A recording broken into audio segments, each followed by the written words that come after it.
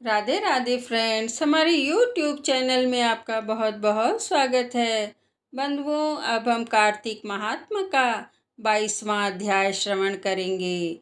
तो प्रेम से बोलिए, विष्णु भगवान की जय, शंकर भगवान की जय। राजा पृथु ने कहा, हे नारद जी, आप कृपा करके मुझको यह बतलाइए कि वृंदा को मोहित करके विष्णु जी ने क्या किया और फिर वह कहाँ गए।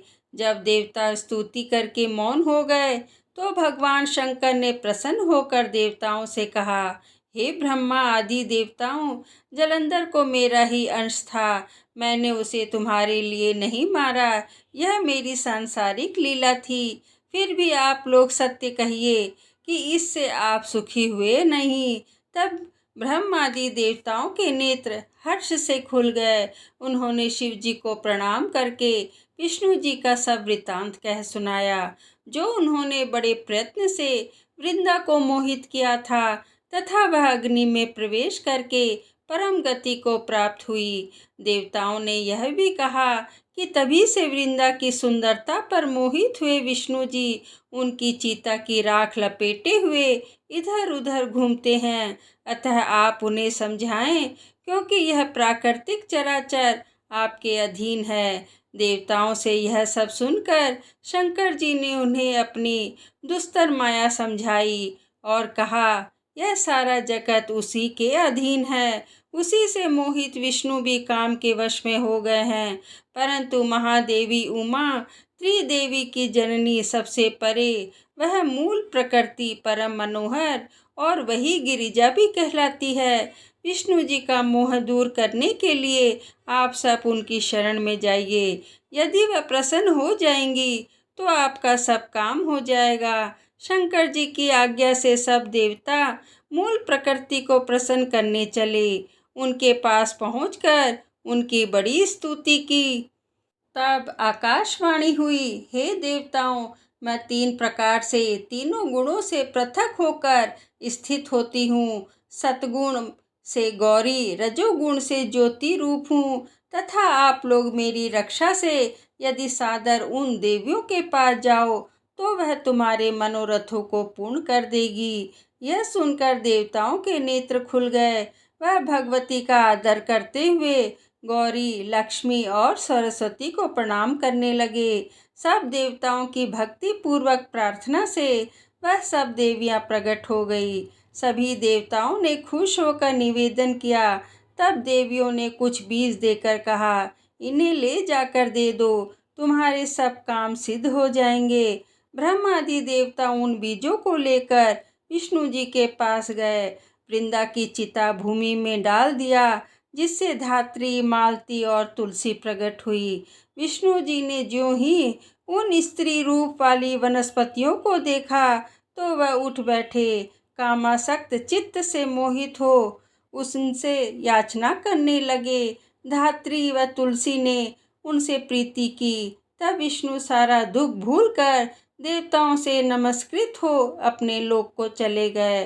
वह पूर्ववत सुखी हो शंकर जी का स्मरण करने लगे। यह आख्यान शिव जी की भक्ति देने वाला है। जय श्री कृष्णा, जय विष्णु भगवान की, जय शिव जी की। इस तरह कार्तिक महात्मा का 22वां अध्याय संपन्न हुआ। बंधुओं, अब हम कार्तिक महात्मा का 23वां अध्याय श्रवण करेंगे। तो प्रेम से बोलिए, विष्णु भगवान की जय।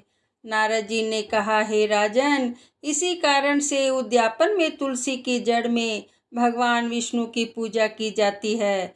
तुलसी का मूल प्रदेश भगवान विष्णु को प्रसन्न करने वाला है। हे राजन, तुलसी का पौधा जिस घर में वर्तमान है वह घर तीर्थ स्वरूप है और उस घर में यमदूत कभी नहीं आते हैं। यह पौधा सब पापों का नाश करने वाला, अभीष्ट फल को देने वाला है। जो मनुष्य तुलसी का पौधा लगाता है वह यमराज को नहीं देखता।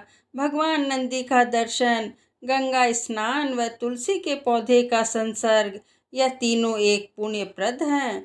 तुलसी छूने से कामिक, वाचिक, मानसिक आदि संपूर्ण पाप नष्ट हो जाते हैं।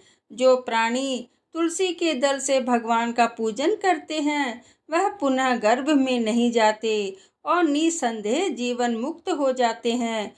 तुलसी के दल में पुष्कर आदि समस्त तीर्थ, गंगा आदि नदियाँ और विष्णु प्रभृति सब देवता निवास करते हैं। तुलसी के पौधे के पास जो अपना प्राण विसर्जन करता है, वह चाहे कितना बड़ा पापी क्यों न हो, उसे यमराज नहीं देख सकते।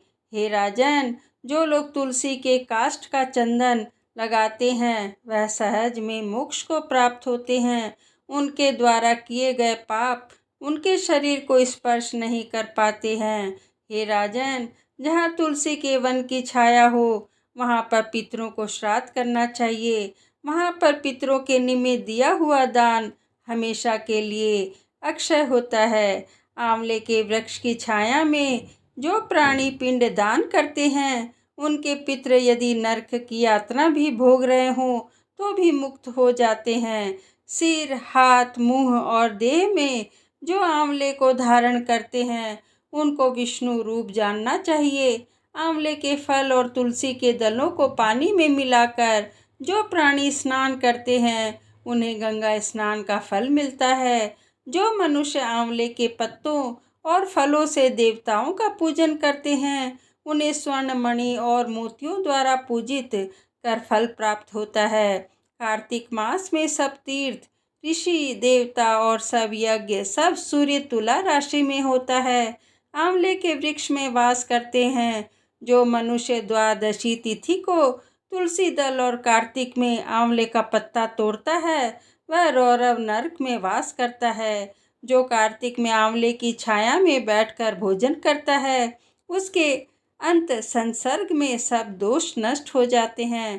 कार्तिक में जो आंवले की जड़ में विष्णु जी का पूजन करता है, उसे श्री विष्णु क्षेत्रों व पूजन का फल प्राप्त होता है। आंवले तथा तुलसी की महत्ता का वर्णन करने में श्री ब्रह्मा जी भी असमर्थ हैं। इसलिए धात्री और तुलसी जी की जन्म कथा सुनने से मनुष्य अपने वंश सहित मुक्ति को पाता है। जय श्री कृष्णा। इस तरह कार्तिक महात्मा का 23वां अध्याय संपूर्ण हुआ।